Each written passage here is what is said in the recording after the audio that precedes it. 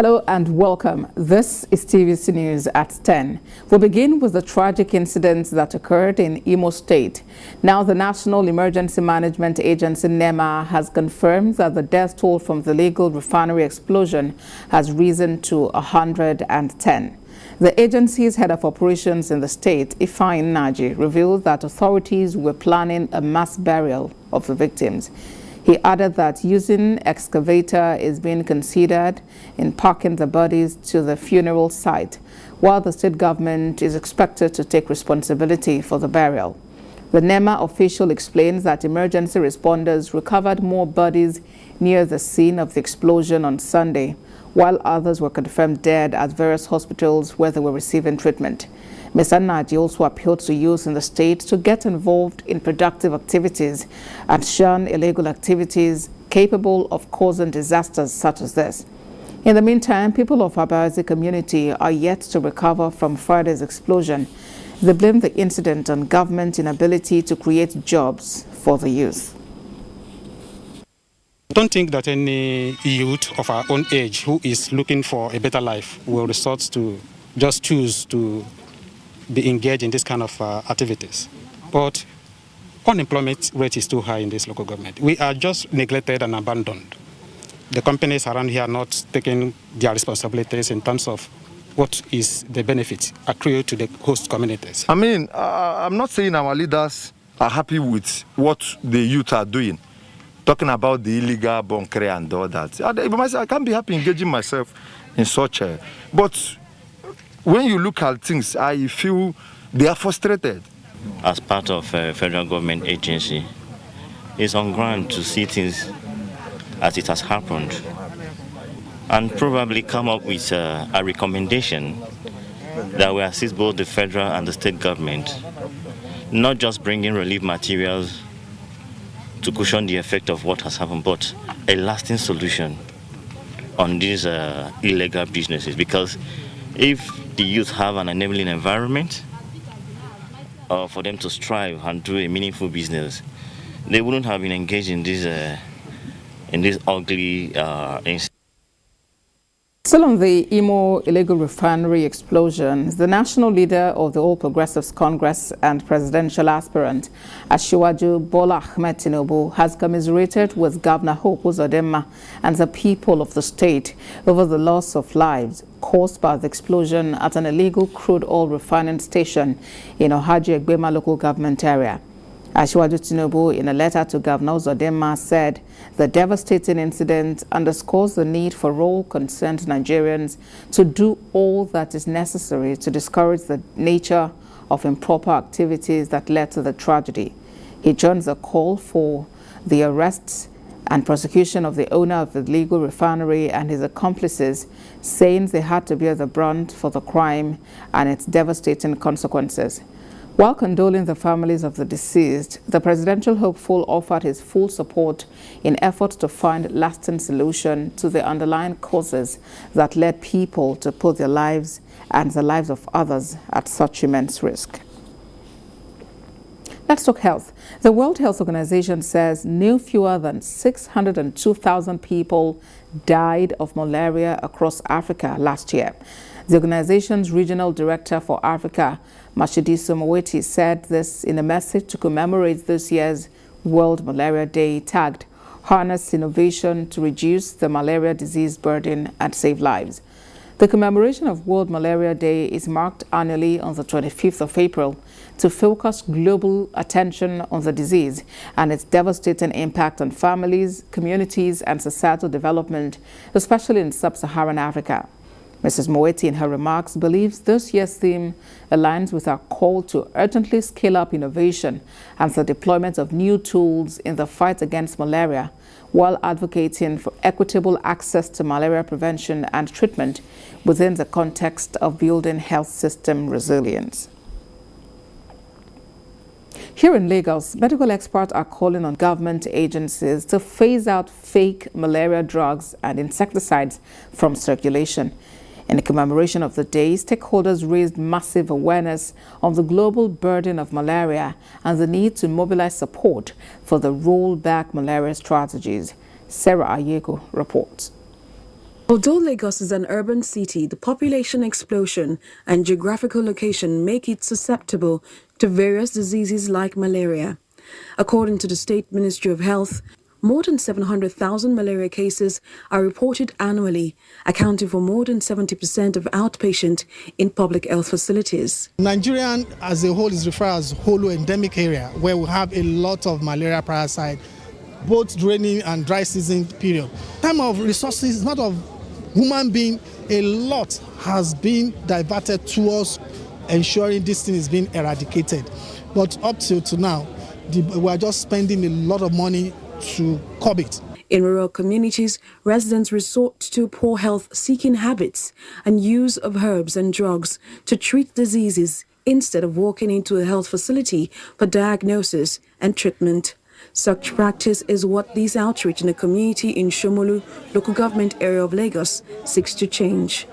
Even though in Nigeria, people are like, if you are sick with malaria, like, oh, that is not sickness, it's malaria, oh, you'll be fine, you know. But the truth of the matter is that people don't understand that there are lots of statistics that shows that malaria is a big deal. Especially the under 5 years, 80% of those who die from malaria are children.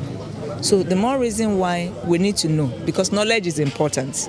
While Nigeria awaits the rollout of malaria vaccine for children, Lagos seems to be making appreciable progress to eradicating malaria in rural communities.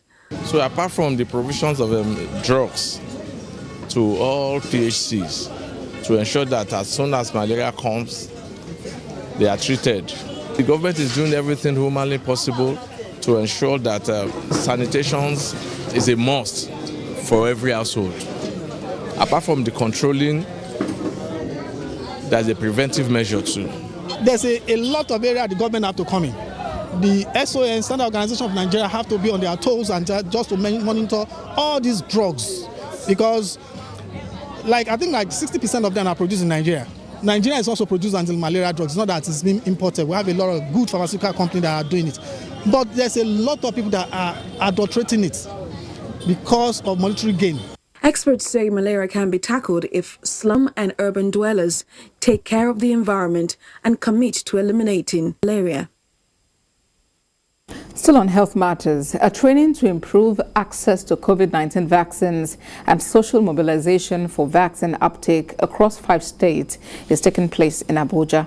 The training by the Nigerian Red Cross Society is expected to capture 30 volunteers across 15 local government areas with low vaccination coverage. Kemi Balogun reports. Rollout campaign started in March 2021, the country has so far not reached its target of getting 70% of its population vaccinated even after 1 year. Health authorities have put in place several measures to ensure that the challenges affecting vaccine uptake are greatly reduced. So far, Nigeria has fully vaccinated more than 13 million eligible persons with a little over 33 million doses of the COVID-19 vaccines administered. This training by the Nigerian Red Cross Society is to help ensure that vaccine jabs get into more arms through improving access by awareness creation and social mobilization across 5 states. We are only able to cover 20%, about 20% of the population. Our volunteers will be working in these states. They will be involved in house-to-house mobilization of people. They will be dousing the rumors and convincing the populace to come for COVID-19 vaccination. In my state, the first jab was somehow impressive because we had about 3.1% coverage. The second jab was 1.3%. You can see the reverser.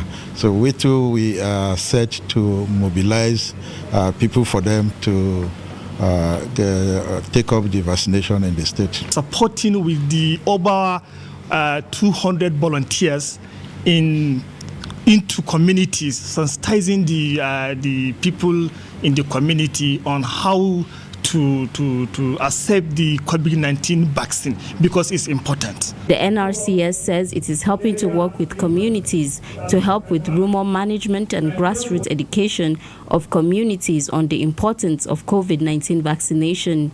This remains an important aspect of reducing the challenges that contribute to vaccine hesitancy.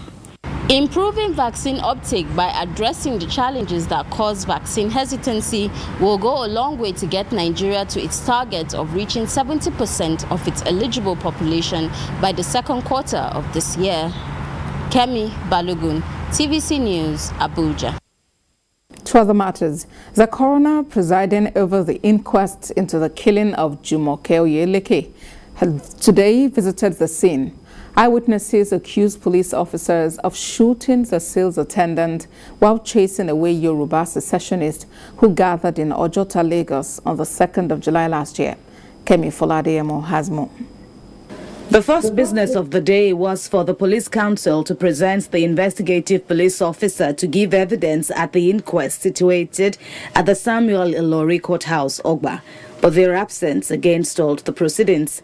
After almost 2 hours of wait, parties including the presiding chief magistrate as well as counsel for the state and the Oyeleke family headed to Ojota, where the deceased took her last breath.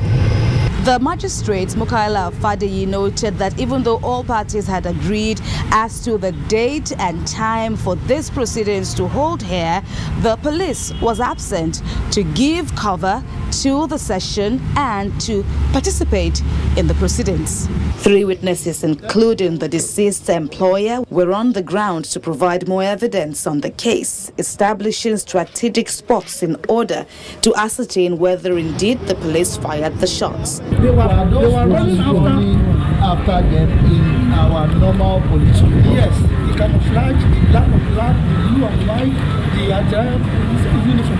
They were running after them. But none of the witnesses could provide information as to the whereabouts of the bullet that hit the 25-year-old. Like the medical examiner pathologist said, no shell was found in her body, meaning that thing will have been expelled here somewhere. So as we men, we run across, then jump through the gate, and enter other policemen that shooting straight.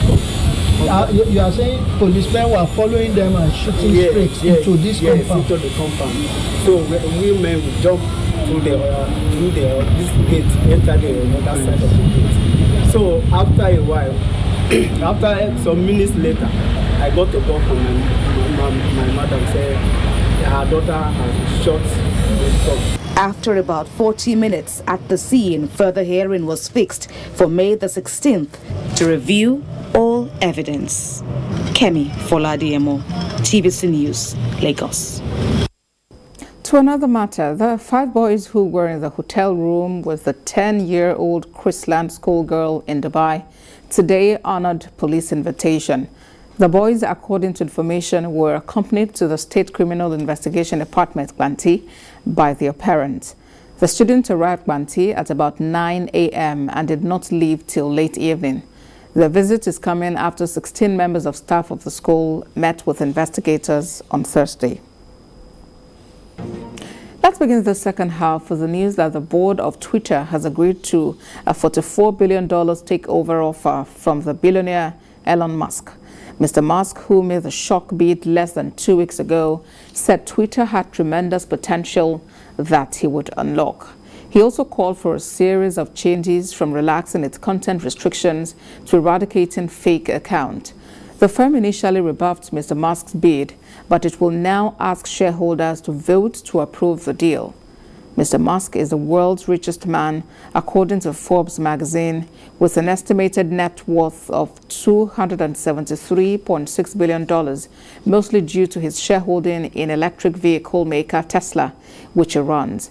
He also leads the aerospace firm SpaceX. Announcing the deal in a statement, Mr. Musk said, quote, "I also want to make Twitter better than ever by enhancing the product with new features, making the algorithms open source to increase trust, defeating the spam bot, and authenticating all humans." He adds, "Twitter has tremendous potential. I look forward to working with the company and the community of users to unlock it." End quote. Chair of Twitter's board, Brett Taylor, said it had conducted a comprehensive process to assess Mr. Musk's proposals for the firm. Let's talk politics. Key stakeholders from the 19 northern states and the FCT have debunked the notion created by Professor Angu Abdullahi that the Northern Elders Forum have shortlisted consensus presidential candidate for the People's Democratic Party, PDP. They said the PDP remains a national political platform and the party is neither northern nor southern but Nigerian.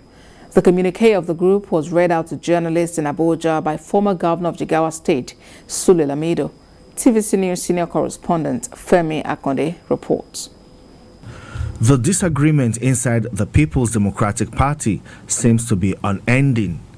The PDP Northern Consensus Arrangement that shortlisted former Senate President Bukola Saraki and Governor of Bauchi State Bala Mohammed as the most preferred aspirants to pick the presidential ticket of the party may be gradually crumbling.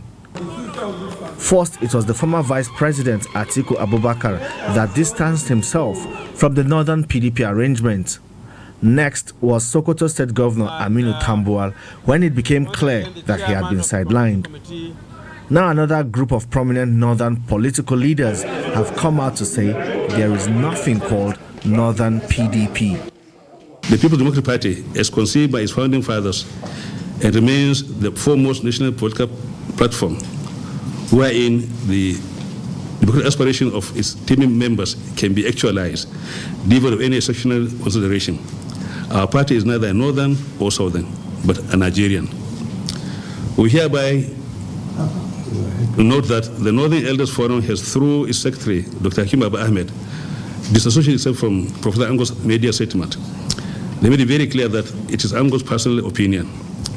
The PDP Southern governors, on the other hand, insist the presidential ticket of the party should be zoned to the south for the sake of justice, fairness, and equity.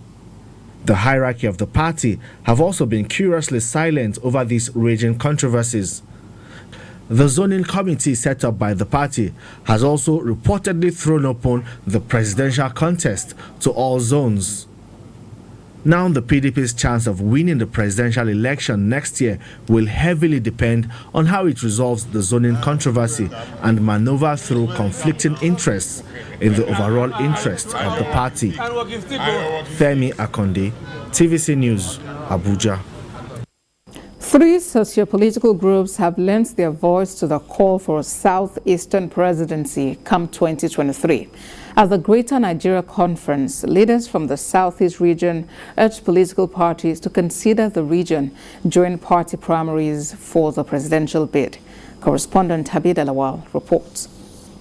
Those declaring their interest to run for the post of president are not limited to a particular part of the country, and this has created the impression that this presidential race will be a free-for-all.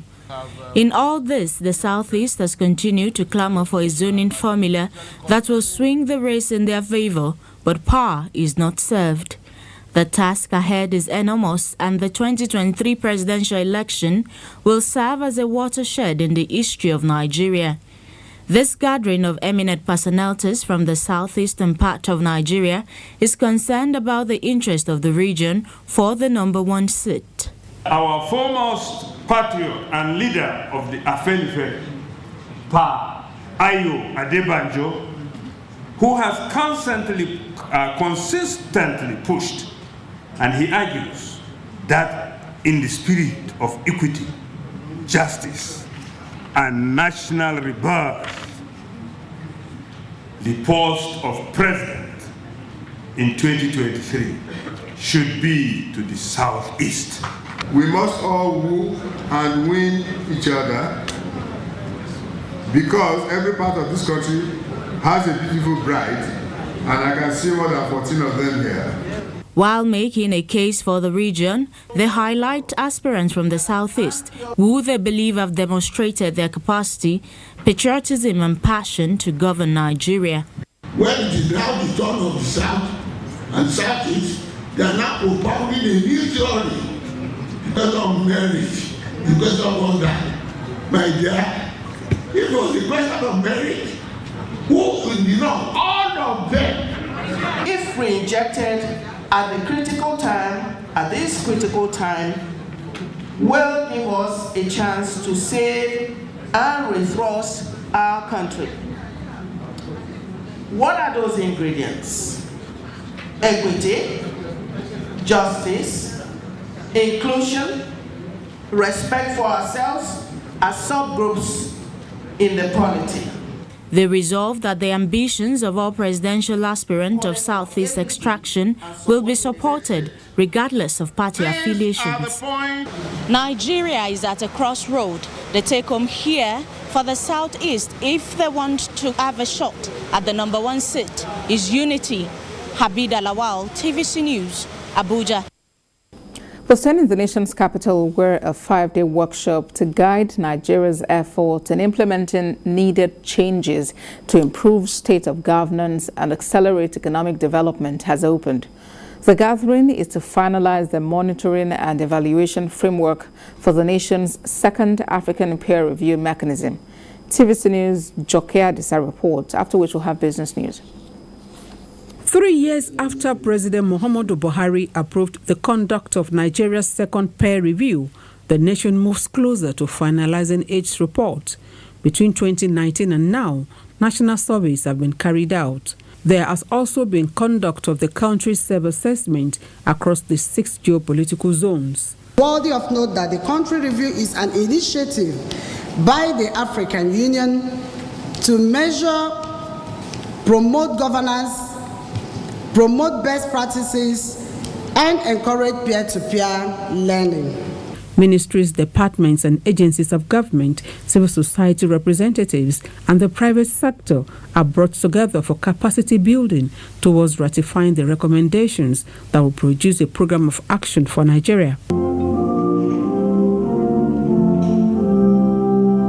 Messages of solidarity and support are read, stressing the need to address identified challenges, including insecurity. The MDS are individually doing a lot because so much money is going into the ministries and MDS. However, the key performance indicators are almost not visible. The MPOA embodies clearly articulated priorities and action needed to accelerate the effective delivery of good governance and socio-economic development. The plan aims to generate 21 million full-time jobs and lift 35 million Nigerians out of poverty by 2035. All recommendations are to be harmonized in line with the global SDGs 2030, Nigeria's National Development Plan 2050, and the AU Agenda 2063. If you talk of insecurity, if you talk of job creation, if you talk of innovation, technology, health, education, in all these sectors, we're going to work on the policy to be able to address the challenges identified. This workshop will in the next 5 days finalize the monitoring and evaluation framework for the implementation of Nigeria's second national program of action for its peer review mechanism. Jokea Disa, TVC News, Abuja.